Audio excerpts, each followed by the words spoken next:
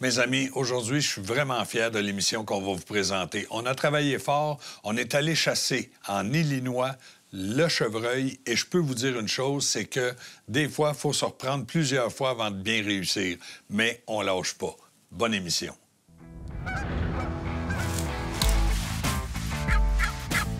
Bonne chasse vous est présentée en collaboration avec les partenaires suivants. Canadian Tire et les carrossiers Procolor.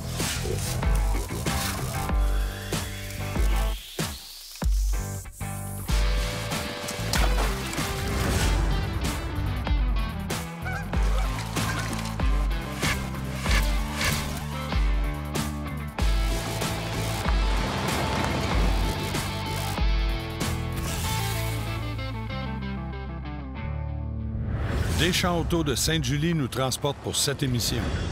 Et bonjour tout le monde et bienvenue à votre émission Bonne chasse. Aujourd'hui, on a vraiment une émission qu'on est fiers de vous présenter parce qu'on a travaillé très fort. En janvier 2019, je me suis organisé un voyage de chasse en Illinois chez Campbell Whitetail Outfitter.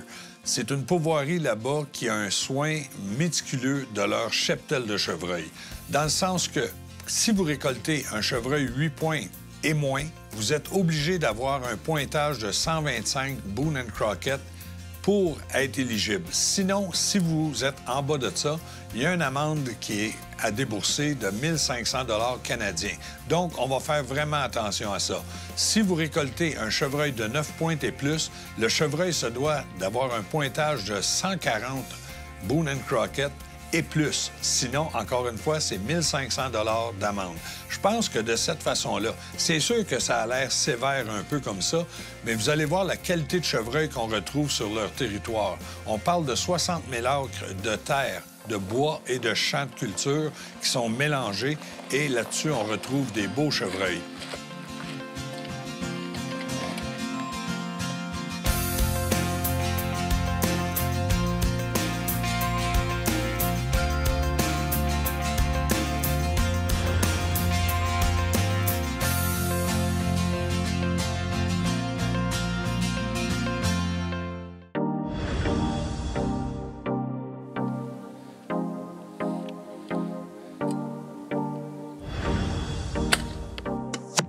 Ici, à Campbell Whitetail Outfitter, on nous dit qu'il y a beaucoup de beaux chevreuils.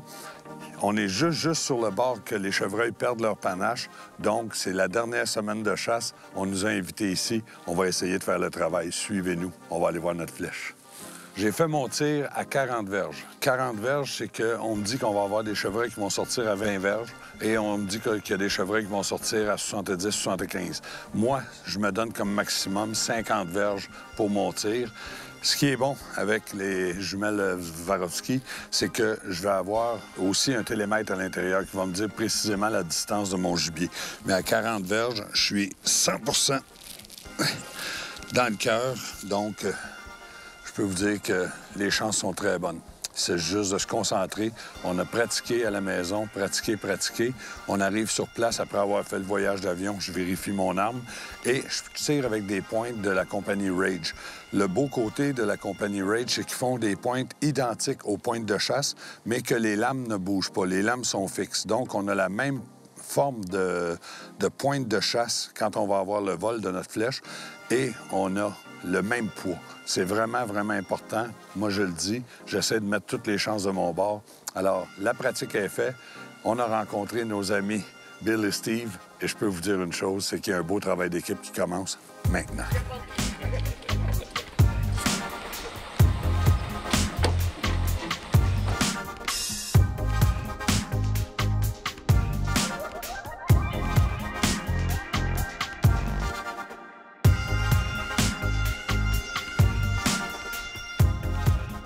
On fait le tour des champs avec eux et je peux vous dire que quand on arrive là, c'est quelque chose de complètement différent de ce qu'on vit habituellement pour la chasse au chevreuil. Il y a du gibier et je vous laisse regarder ce qu'on a eu comme plaisir de voir. Ça commence avec quelques femelles et veaux un peu partout dans le champ autour de nous autres, mais on est bien installés et on va rester là pour attendre le gros monsieur. En tout cas, on se le souhaite.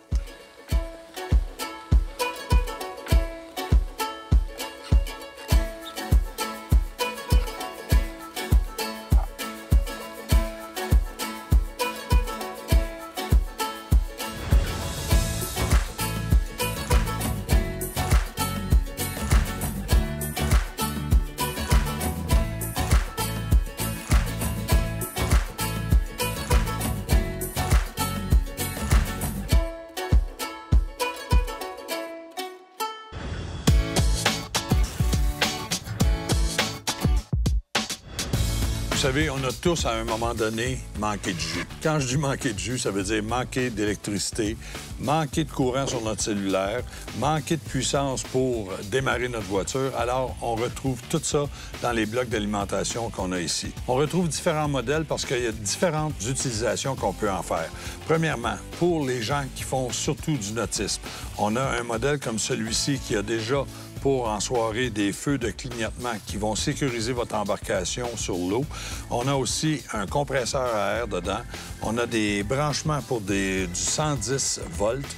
On a aussi du branchement pour du 12 volts. Et on a, encore une fois, comme je vous mentionnais, des câbles de survoltage pour démarrer votre embarcation ou encore votre moteur.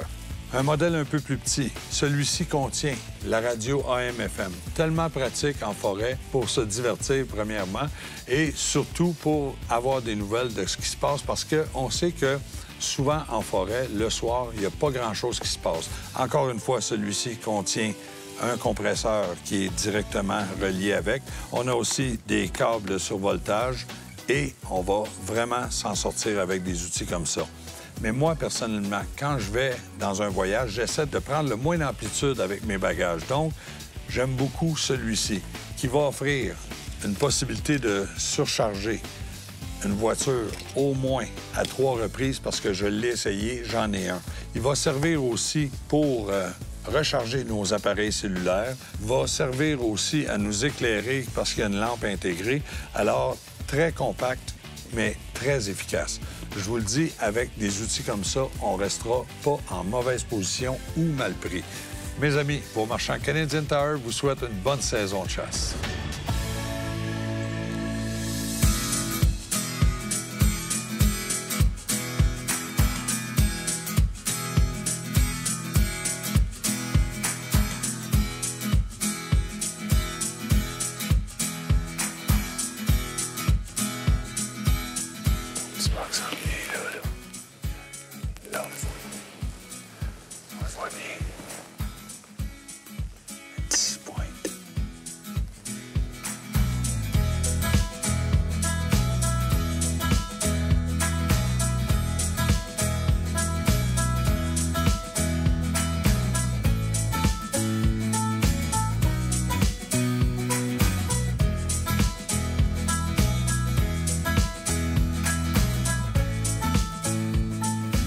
Jamais été entouré de chevreuils comme ça, c'est incroyable.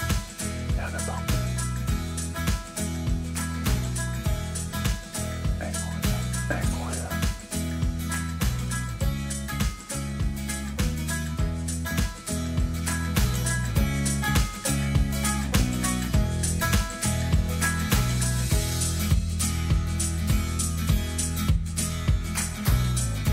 On avait vu plusieurs chevreuils, des petits mâles aussi, mais je peux vous dire que là, on a une belle surprise parce que regardez bien ce qui s'en vient dans le bois.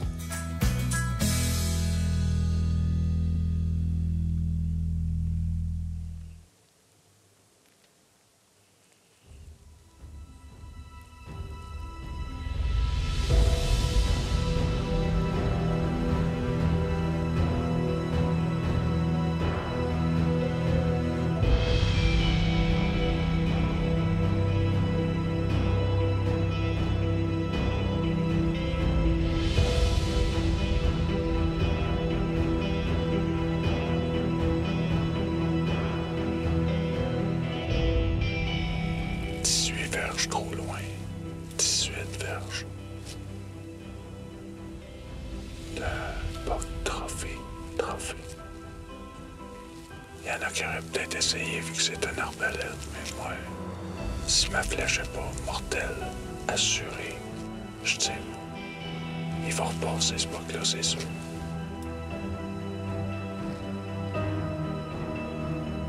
Je peux vous dire que le mâle que je viens de vous montrer, c'est un buck qui, d'après moi, fait un des plus beaux souvenirs que j'ai en mémoire de chevreuil qui se promène devant moi, presque à portée de tir, mais comme je vous le mentionnais dans les images, c'était un petit peu loin. Je veux pas risquer de juste blesser un gibier. Moi, je veux m'assurer que quand je prends une shot, c'est fatal.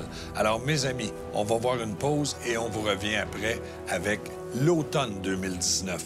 On vient de revenir de là en décembre, début décembre, et là, on est dans la deuxième période de rut. On revient après la pause.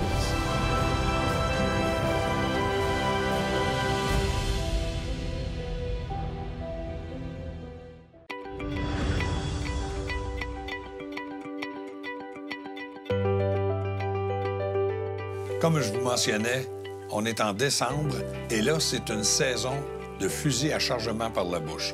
Poudre noire, communément appelée. Je me fais un devoir de m'assurer qu'après avoir transporté mes armes en avion ou même en véhicule, quand j'arrive sur place, je veux m'enlever les tracas. Mon arme est-tu précise, ci et ça? Alors, je vais me donner au moins un tir pour m'assurer que mon arme est précise.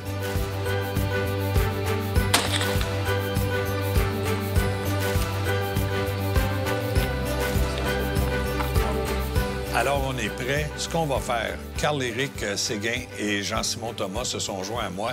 On est dans le lodge. On va prendre un bon souper, une bonne nuit de sommeil. Et demain matin, Bill et Steve nous ont dit qu'on s'en allait dans un endroit où il y a un mix de forêt et de champs, mais avec des petites pointes qui fait que les chevreuils traversent tout le tour du mirador où on est installé. Alors, on devrait avoir beaucoup d'action.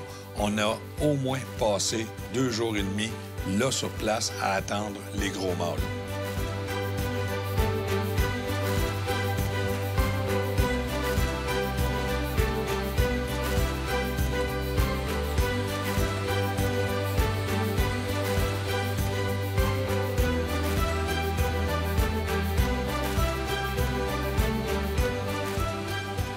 La nature est bien réveillée, un beau lever de soleil, il fait super beau.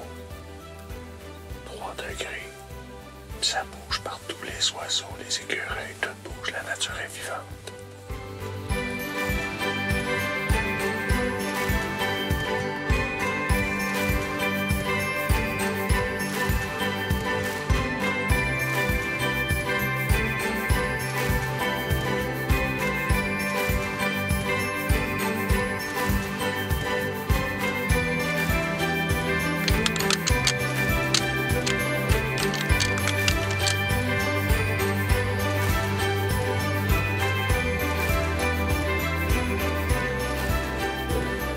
Juste de me retourner, regarder en arrière de nous autres, les beaux dindons.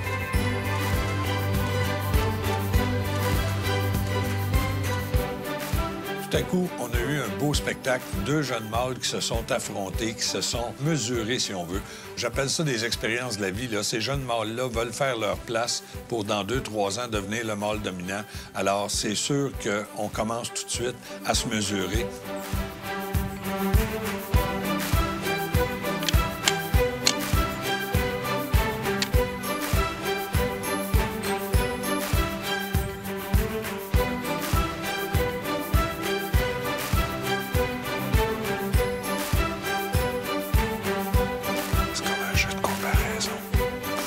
On a 2 jours et demi de fait dans ce mirador-là. Il n'y a pas le chevreuil. Il y a beaucoup de chevreuils, mais pas celui qu'on recherche. Alors, Bill m'offre l'opportunité, si on veut, d'aller dans un autre endroit. Il dit, Norman, je ne sais pas avec les caméras, mais il annonce du beau temps.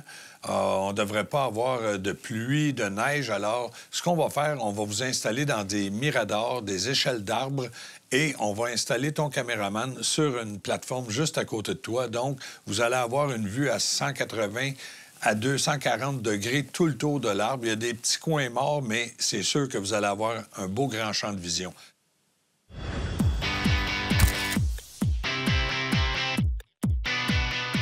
Ralph, on arrive en situation de chasse. Souvent, on a à faire un tir rapidement. Oui. On n'a pas pratiqué ça, la position debout. On est toujours assis quand on pratique. Oui. Qu'est-ce qu'on pourrait faire? On devrait pratiquer, par exemple. Tu sais comme moi qu'au Québec, les champs de tir sont à plupart pas accrédités pour tirer en position, juste à côté sur une table. Exact. Fait qu'un coup, ton arme est ajustée, tu sais que ta carabine tire à perfection.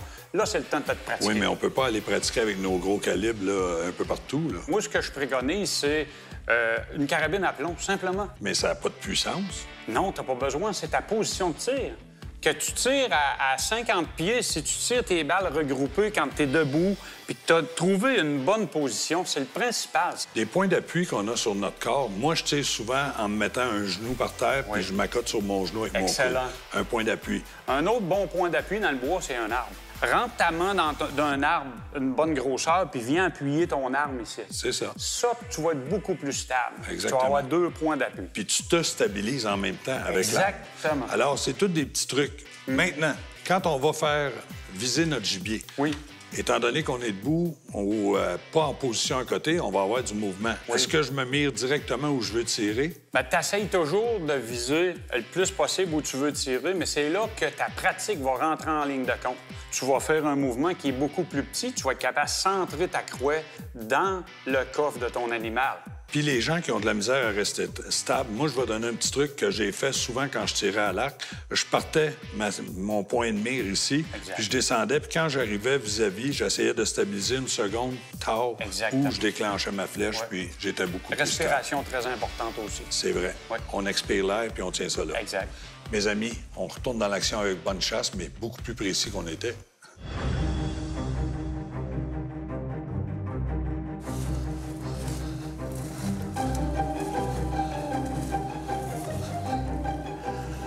Je peux vous dire que c'est un gros mâle, ça.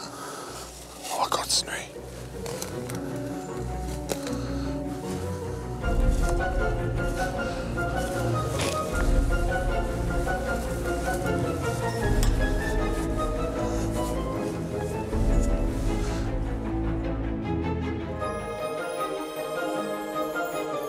Wow, c'est vraiment beau. Vraiment une belle place.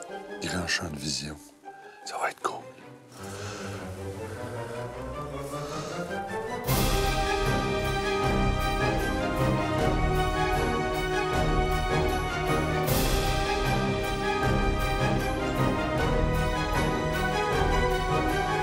Alors, les dindons sont passés, sont allés se nourrir au champ, mais nous autres, ce qu'on cherche, c'est un beau chevreuil.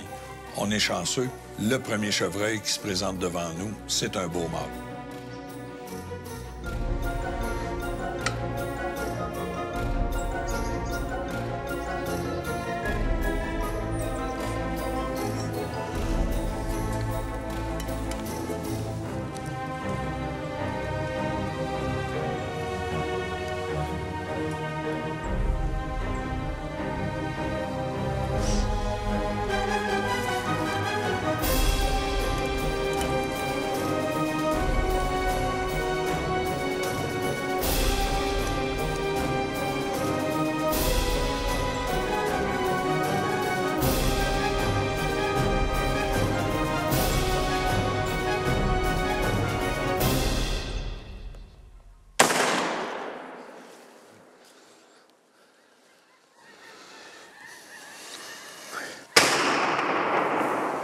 Et j'avais pas de position, j'étais tout croche de même, mon gars.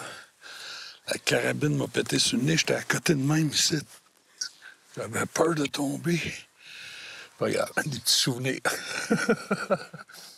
C'est la première fois, par exemple, que ça m'arrive. Ça cogne, mon gars. Mais on a un beau buck, un beau 8 pointes. Solide. Tit. Oh, c'est bien coupé. Mes amis, le soleil se couche vite, puis c'est sûr qu'on va être pris par la noirceur, donc on va aller chercher mon chevreuil. Je l'ai vu tomber pas loin. Mais regardez, on voit très bien les 2 traces où mon chevreuil est parti. On le voit très bien. Il commence à décoller sec, là. Puis si on avance juste de 3-4 pieds, regardez tout de suite le sang qu'on trouve ici. Après l'arbre, un peu partout. Ça s'en va là. Donc, je vais suivre cette trace-là. C'est sûr qu'il est pas loin, puis... Il est juste là, mon chevreuil. Il est juste là. À peu près 25-30 pieds en avant de nous autres. Excellent. Wow! Oh, mes amis, un beau 8 pointes.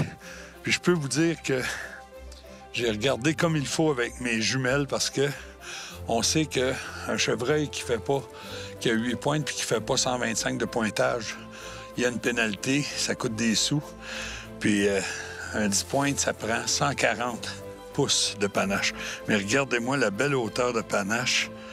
Hey, c'est vraiment beau, vraiment beau. Je suis content. Alors, moi, ce que je vais faire, c'est ce qu'on nous demande de faire ici. Je vais aller chercher mon sac au stand où on était. On va mettre un petit ruban ici, puis on va attendre que nos amis Steve et Bill arrivent pour venir nous aider avec ce beau chevreuil-là. Congratulations, buddy. Thank you very much. Danny, Nice done. look at the blood everywhere. What do you think about the score? Okay, good work. C'est mon ami Ralph Turcotte et puis David Bienvenu qui m'avait parlé de ça. Ralph and David told me that it was a nice place. We came in spring. On est venu au printemps. Yeah. And in January. January, yep. C'est une chasse à l'arc ou à l'arbalète. On vous a montré les images. On a vu du chevreuil. C'est fou. But il était un peu trop loin. During January, those deer were a little bit too far for my crossbow. Yep. So we didn't take any chance. Puis mon ami Bill a dit, quand vous avez à faire des mathématiques pour savoir si votre panache est bon dans le score, dans le pointage, laissez-les passer, il va en avoir d'autres. I'm gonna give you my tag. Yes, sir. We're gonna tag it. Mes amis, on va ensemble mettre nos coupons d'enregistrement, nos permis après notre gibier. On va retourner au lodge, puis on va se reparler avant la fin de l'émission. Excellent. Good job, buddy. Thank you, thank you.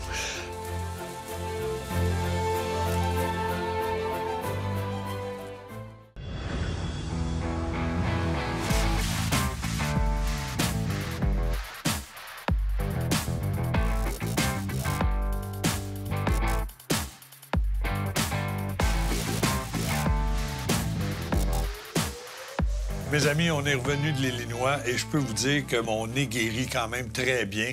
J'ai eu vraiment un bon punch sur le nez, là. Ça étourdit un petit peu, mais ça remet les choses en perspective. Je vous le dis, vivez des expériences de chasse comme ça un peu partout, que ce soit dans d'autres provinces canadiennes ou encore dans d'autres pays, mais vivez des belles choses sur la chasse. Je peux vous dire qu'on sort de là grandi. Soyez là la semaine prochaine pour Bonne Pêche. D'ici là, portez-vous bien puis continuez de respecter la nature. C'est le même qu'on aime ça. Salut la gang. Bonne chasse vous a été présentée grâce à la collaboration des partenaires suivants. Les armes Fierce. Les treuils portables Portable Winch.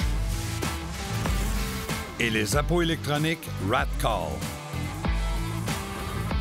Pour plus d'informations ou pour revoir les émissions, visitez actionchassepêche.com et suivez-nous sur Facebook.